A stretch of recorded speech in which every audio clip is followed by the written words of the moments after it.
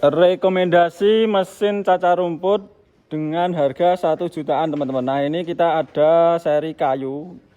Ini seri K1000 ya. Untuk yang seri besinya ini ada seri BT 1500. Untuk bentuknya ini sama ya, kayak lemari kayak gitu, simple. Terus untuk pesonya juga sama. Yang beda di pesonya itu ini menggunakan peso HSS Jerman, sedangkan yang ini tuh strap plat yang disepuh teman-teman. Jadi ya tajam dan awet kayak gitu. Oke, siapa yang minat untuk kedua mesin ini bisa langsung check out di keranjang di bawah.